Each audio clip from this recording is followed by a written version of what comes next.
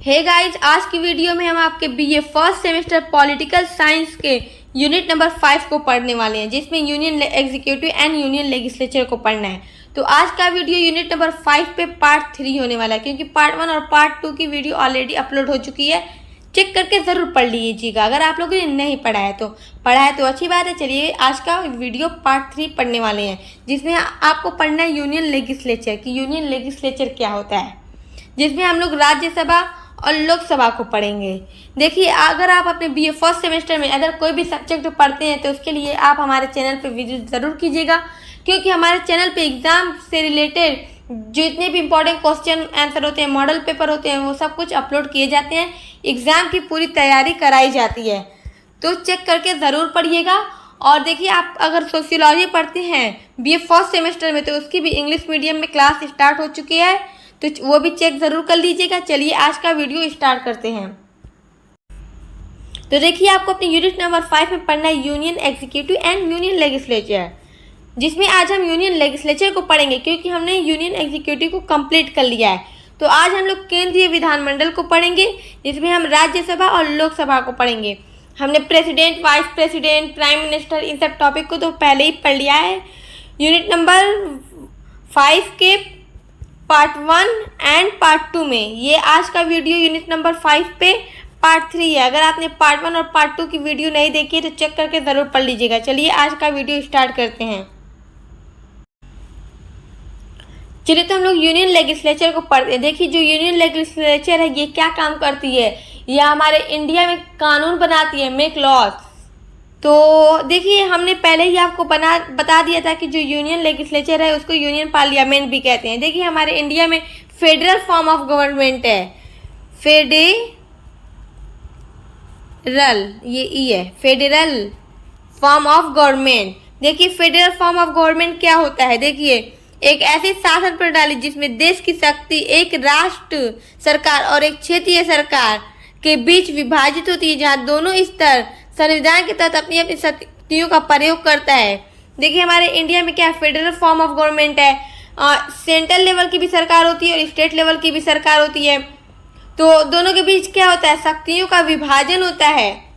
लेकिन जो ज़्यादा शक्ति होती है वो सेंट्रल लेवल की सरकार के पास ही होती है, यानी केंद्र में ज़्यादा शक्तियाँ होती हैं, लेकिन स्टेट के पास भी अपनी शक्ति होती है। तो हम लोग आज जो है यूनियन पार्लियामेंट को पढ़ने वाले हैं। हम लोग सेंटर के अकॉर्डिंग पढ़ने वाले हैं कि हम लोग जैसे यूनियन एग्जीक्यूटिव को पढ़ लिया, आज हम यूनियन लेजिस्लेचर को पढ़ेंगे। देखिए, जो हमारे इंडिया है वो कैसी फॉर्म ऑफ गवर्नमेंट है, पार्लियामेंट्री फॉर्म ऑफ गवर्नमेंट है, संसदीय शासन प्रणाली है हमारे इंडिया में। देखिए, हमारे इंडिया का कॉन्स्टिट्यूशन का पार्ट 5 किस पे बात करता है, क्या कहता है, वो यूनियन को डिस्क्राइब करता है, जिसमें union executive, union legislature and union judiciary की बात कही गई है। तो यूनियन एग्जीक्यूटिव को तो हमने पहले ही पढ़ लिया, आज हम यूनियन लेजिस्लेचर को पढ़ेंगे। और देखिए, यूनियन जुडिशरी यानी जो यूनियन जुडिशरी का मतलब क्या है, जो सुप्रीम कोर्ट है उन सब के बारे में बात करता है। और जो यूनियन लेजिस्लेचर है वो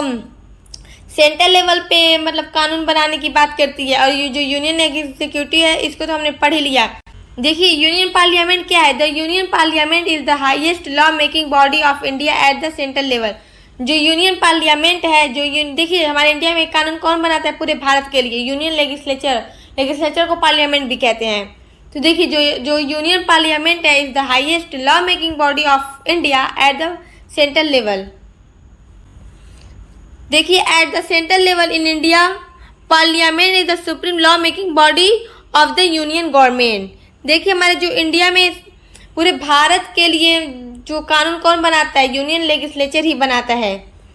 अब देखिए, जो हमारा पार्लियामेंट है वो कैसे बना है, जो हमारे भारत का संविधान का आर्टिकल 79, इंडियन कॉन्स्टिट्यूशन का आर्टिकल 79, वो क्या कहता है कि देश के लिए एक संसद होगी जो राष्ट्रपति, प्रेसिडेंट और लोकसभा और राज्यसभा से मिलकर बनेगी। तो आर्टिकल 79 क्या कहता है कि भारत में एक संसद होगी, पार्लियामेंट होगी, जो प्रेसिडेंट, लोकसभा और राज्यसभा से मिलकर बनेगी। देखिए, जो पार्लियामेंट होती है, पार्लियामेंट के 3 पार्ट्स हैं, प्रेसिडेंट, लोकसभा और राज्यसभा। जो प्रेसिडेंट है ये इंटीग्रल पार्ट है। तो प्रेसिडेंट क्या है? एक इंटीग्रल पार्ट है पार्लियामेंट का। और देखिए जो प्रेसिडेंट होती है ना, तो वो लोकसभा की मेंबर होती है ना राज्यसभा की मेंबर होती है, वो इनमें से किसी की मेंबर नहीं होती। तो चलिए अब पढ़ते हैं कि लोकसभा क्या है और राज्यसभा क्या है। देखिए Rajya Sabha, the Rajya Sabha is the house of states, a permanent body of parliament which represent the state of India. अगर आपसे राज्यसभा पूछेगा तो आप लोग इतना ज़रूर लिखिएगा। और जो राज्यसभा है वो अपर हाउस ऑफ पार्लियामेंट होती है।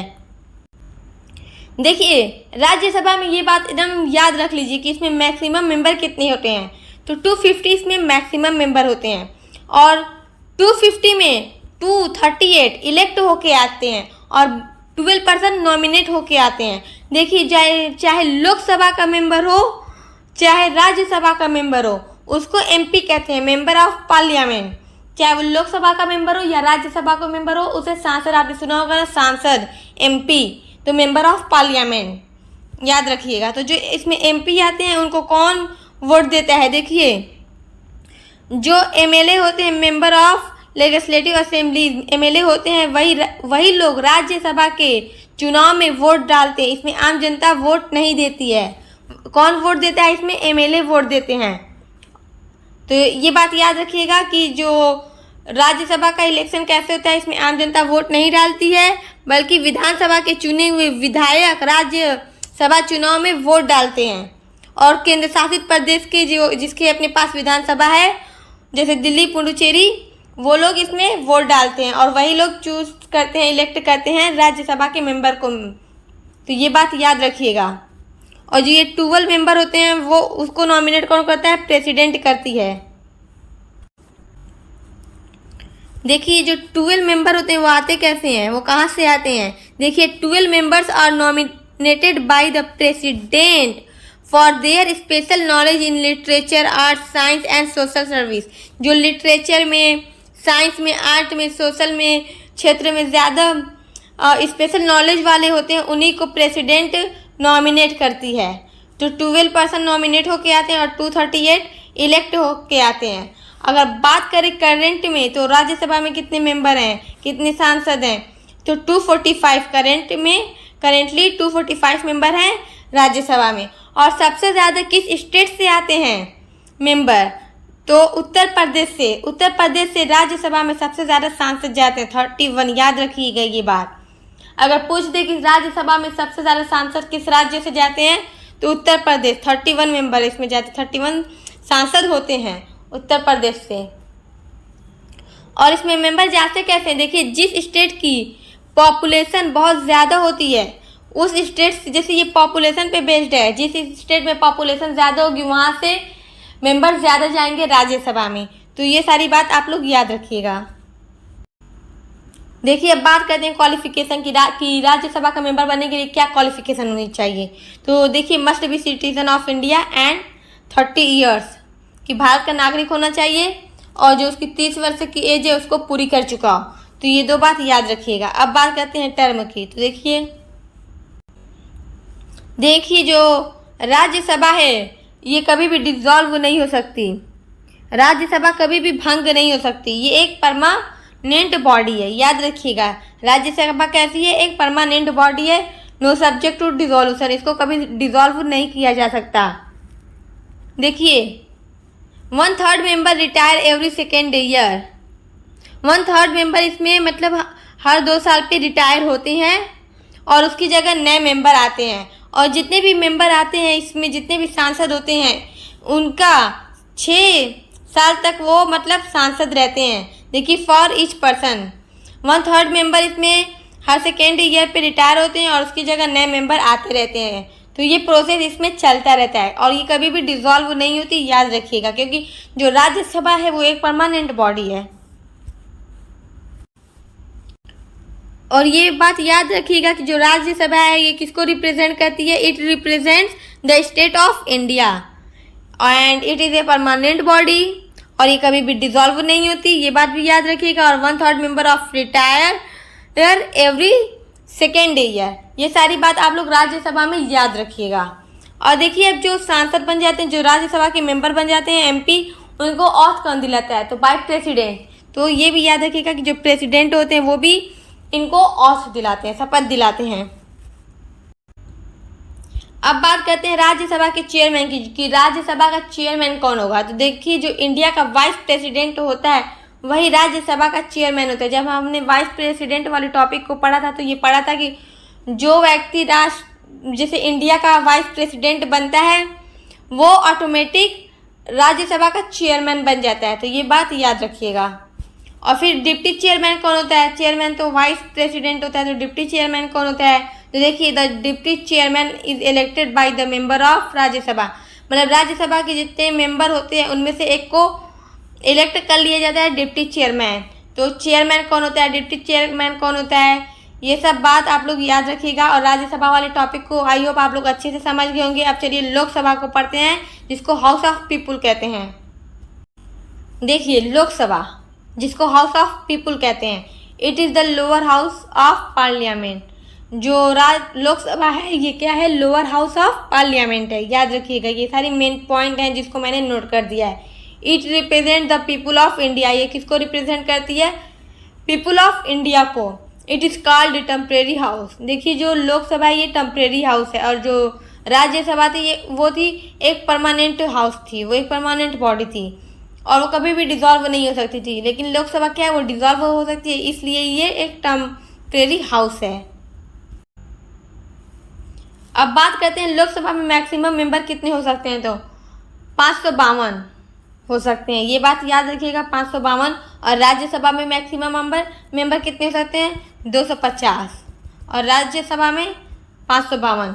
देखिए जो 552 मेंबर होते हैं वो कहाँ से आते हैं? देखिए 530 फ्रॉम स्टेट्स से आते हैं, और 20 यानी 20 लोग यूटी से आते हैं, और 2 एंग्लो इंडियन कम्युनिटी से आते हैं। और इन दो को राष्ट्रपति जो प्रेसिडेंट होते हैं वो नॉमिनेट करते हैं। तो ये बात याद रखिएगा। और 530 एंड 20 कहाँ से आते हैं? 530 स्टेट से आते हैं और 20 यूटी से आते हैं। देखिए आप लोग तो ये जानते होंगे कि ये जो लोकसभा के मेंबर हैं उनका इलेक्शन कैसे होता है, ये चुने कैसे जाते हैं। तो देखिए जो राज्यसभा का इलेक्शन होता है उसमें जो MP आते हैं उनको आम जनता तो नहीं लाती, उसको आम जनता नहीं उसमें वोट करती। लेकिन जो ये लोकसभा का मेंबर होते हैं इनको आम जनता लाती है। आप लोगों ने वोट दिया होगा, याद कीजिए कि आप लोग वोट दिए होंगे मेंबर को, MP को, सांसद को। तो वो लोग क्या होते हैं, जिसको आप लोग MP सांसद को वोट दिए होंगे वो क्या होते हैं? मेंबर ऑफ पार्लियामेंट होते हैं। क्योंकि हम लोग मेंबर ऑफ जैसे पार्लियामेंट जो लोकसभा के मेंबर होते हैं ना उनको हम लोग वोट दे सकते हैं, लेकिन राज्यसभा वाले इलेक्शन में हम लोग आम जनता भागीदारी नहीं कर सकती। लोकसभा के वोट में आम जनता हम लोग भागीदारी कर सकते हैं, और जिनकी एज 18 साल हो वो लोग वोट देते हैं। तो आप सभी की 18 साल से ज़्यादा होगी, आप सभी लोग वोट दिए होंगे लोकसभा वाला, तो याद रखिए। और इसी में जो सबसे ज़्यादा वोट पाता है, जिस पार्टी के लीडर सबसे ज़्यादा वोट पाते हैं उसी में से उसका लीडर क्या होता है? प्रधानमंत्री बनता है, प्राइम मिनिस्टर बनता है। तो ये सब आप लोग बहुत ही ईजी है, और ये जब इंसान प्रैक्टिकल लाइफ में अपने ये सब चीज़ें देखता है तो वो और भी अच्छी तरीके से समझ सकता है ये सब चीज़ें।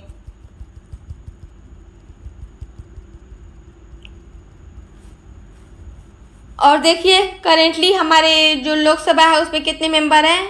543। और देखिए मैक्सिमम सीट्स UP 80। देखिए हमारे लोकसभा में सबसे ज़्यादा सांसद MP किस स्टेट से जाते हैं? तो UP से जाते हैं, क्योंकि सबसे ज़्यादा पॉपुलेशन यहीं पे, और यहीं पे सबसे ज़्यादा यहीं से सांसद जाते हैं। मैक्सिमम सीट सबसे ज़्यादा UP को मिली है। और हमारे करेंटली अगर देखें तो लोकसभा में कितने मेंबर हैं? 543। और मैक्सिमम कितने हो सकते हैं? 552। देखिए हमारे कॉन्स्टिट्यूशन का अमेंडमेंट हुआ है 2020 में, और कौन सा अमेंडमेंट हुआ है? 104। इसमें क्या कहा गया है कि संविधान संशोधन के बाद से एंग्लो इंडियन समुदाय के लिए राष्ट्रपति द्वारा नामांकन की प्रथा समाप्त कर दी गई है। ये जो 2 एंग्लो इंडियन कम्युनिटी से प्रेसिडेंट नॉमिनेट करते थे, इसको 2020 में जो अमेंडमेंट हुआ था 104, उसके थ्रू 2 जो मेंबर थे एंग्लो इंडियन कम्युनिटी से प्रेसिडेंट नॉमिनेट करते थे, इसको समाप्त कर दिया गया है। अब बात करते हैं लोकसभा का इलेक्शन कैसे होता है। देखिए, member are elected by the people of India through universal adult franchise. All citizens above 18 years can vote. देखिए, आप लोग तो जानते हैं कि जो लोकसभा के मेंबर होते हैं उनको आम जनता वोट देती है और जिनकी एज 18 साल हो चुकी होती है वही लोग वोट डालते हैं। तो जो लोकसभा में के मेंबर होते हैं वो जनता के द्वारा सीधे चुने जाते हैं। तो ये बात आप लोग एकदम अच्छी तरह से जानते हैं क्योंकि आप लोग की भी एज 18 साल हो चुकी है और आप लोग वोट ज़रूर दिए होंगे। अब बात करते हैं टर्म की। तो देखिए 5 इयर्स, वैसे तो 5 इयर्स होती है but it can be dissolve earlier bye the president on the advice of the prime minister. लेकिन ये 5 साल से पहले भी भंग हो सकती है, ये डिज़ोल्व हो सकती है क्योंकि ये टेम्परेरी हाउस है। तो इसलिए वैसे तो 5 साल ही होता है इसका टाइम, लेकिन ये उससे पहले भी ये डिज़ोल्व हो सकती है। लेकिन जो राज्यसभा है वो डिज़ोल्व नहीं हो सकती। देखिए, इंडियन कॉन्स्टिट्यूशन के आर्टिकल 93 के अनुसार लोकसभा अपने सदस्यों में से किसी एक को स्पीकर चुन लेती है। तो ये बात याद रखिएगा कि अपने ही सदस्यों में से किसी एक को स्पीकर चुन लेती है। तो आई होप आप लोग लोकसभा और राज्यसभा को समझ गए होंगे। अब मिलते हैं आपके यूनिट नंबर 6 के साथ।